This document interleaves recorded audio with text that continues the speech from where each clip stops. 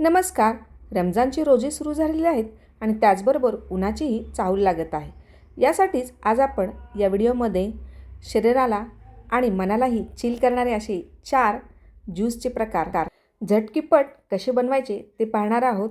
यासाठी जर तुम्ही पूर्वतयारी करून ठेवली असेल तर हे ज्यूस 5 मिनिटात सहज बनतात आणि टेस्टलाही थंडगार मस्त चिल असे कडक उन्हात मनाला तृप्त करणारे असे हे 4 प्रकारचे नॅचरल ज्यूस आपण बनवणार आहोत.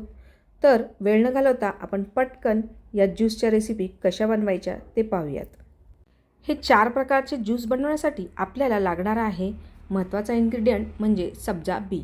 इथे मी 2 चमचे सब्जा बी पाण्यामध्ये भिजवून घेत आहे जेणेकरून ते छान भिजतील.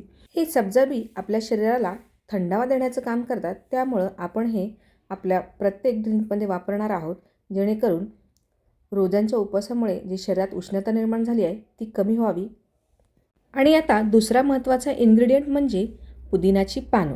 ही आपल्याला उन्हाळ्यामध्ये किंवा शरीरात उष्णता असेल तर कमी करण्यासाठी उपयुक्त आहेत. मी इथे 1 वाटीभर पुदिन्याची पाने स्वच्छ धुवून घेतलेली आहेत.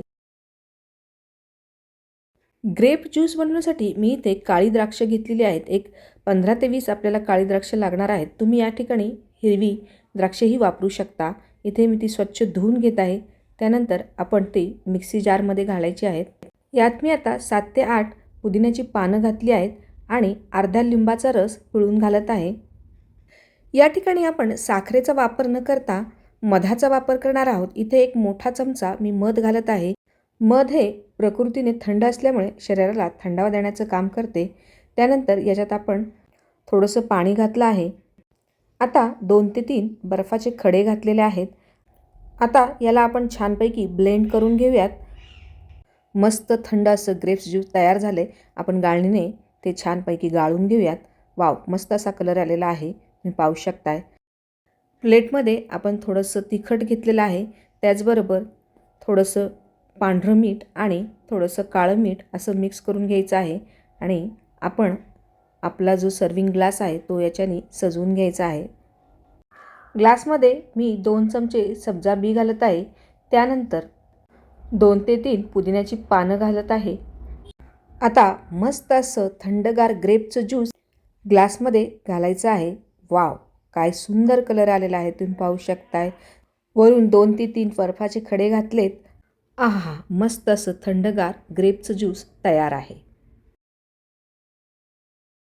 वॉटरमेलन ज्यूस बनवण्यासाठी इथे मी 1 वाटी कलिंगडचे छोटे तुकडे करून घेतलेले आहेत. बिया तशाच ठेवल्या तरी चालतील, कारण शेवटी आपण ते ज्यूस गाळून घेणार आहोत. आता ब्लेंडरमध्ये मी हे तुकडे घातलेले आहेत. त्याचबरोबर याच्यामध्ये आपण अर्धा लिंबू पिळून घालतोय. यात मी आता अर्धा चमचा काळं मीठ घातलेलं आहे. काळ्या मिठाने याला एक मस्त अशी छान टेस्ट येते. अर्धा चमचा आपल्या रोजच्या वापरातलं पांढरं मीठ घातलेलं आहे. त्यानंतर अर्धा चमचा चाट मसाला घातलेला आहे. कलिंगडाला त्याचा स्वतःचा गोडवा असतो, पण पाणी घातल्यावर तो थोडासा कमी होतो. यासाठी आपण याच्यामध्ये 1 मोठा चमचा खडीसाखरेची खडे घालत आहोत. या ठिकाणी मी साखर न वापरता खडीसाखर वापरते, कारण खडीसाखर ही थंड असते, त्यामुळं आपल्या शरीराला थंडावा मिळतो, म्हणून आपण खडीसाखर वापरायची आहे. त्याऐवजी तुम्ही मधही वापरू शकता. आता 7 ते 8 पुदिन्याची पानं घातली आहेत आणि यामध्ये आपण आता अर्धा ग्लास पाणी घालत आहोत. 3-4 बर्फाचे तुकडे आणि आता आपण ब्लेंडरमध्ये हे मस्त असं ज्यूस तयार करून घेऊयात. ब्लेंड केल्यानंतर आता गाळणीने गाळून घ्यायचं आहे.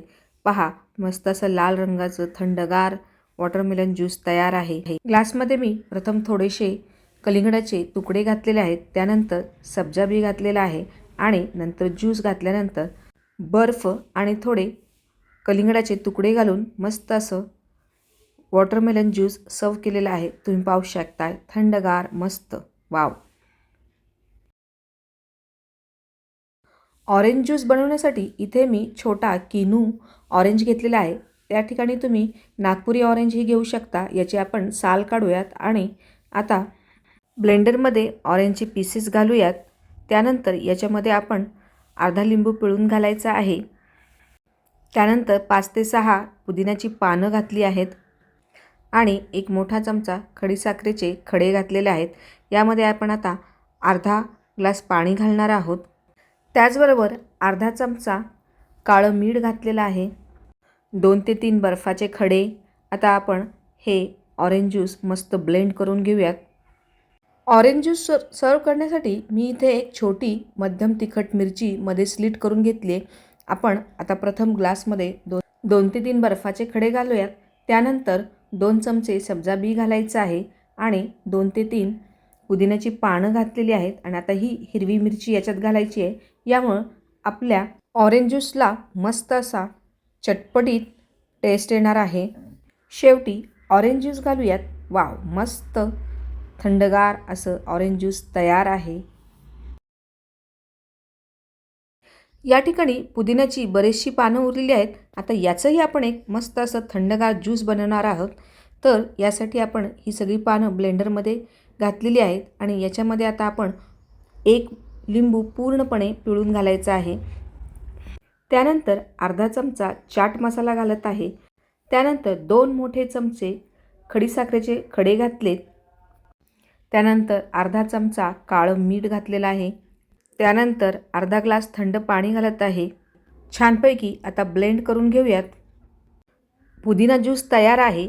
ग्लासला मी तिखट मीठनी डेकोरेट केलं आहे. याच्यामध्ये आपण 2 चमचे सब्जा बी घालत आहोत आणि यानंतर थंडगार असं पुदिन्याचं ज्यूस घालायचं आहे आणि शेवटी बर्फाचा खडा.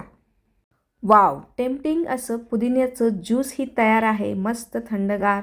आज आपण 4 प्रकारचे इफ्तार स्पेशल आणि समर स्पेशल असे थंडगार मस्त असे ज्यूसचे प्रकार पाहिलेत. हे जर ज्यूसचे प्रकार तुम्हाला आवडले असतील तर या व्हिडिओला लाईक करा आणि तुम्हीही हे ज्यूसचे प्रकार या इफ्तार पार्टीसाठी किंवा समर पार्टीसाठी नक्की ट्राय करा आणि कसे झाले हे मला कमेंट करून नक्की कळवा.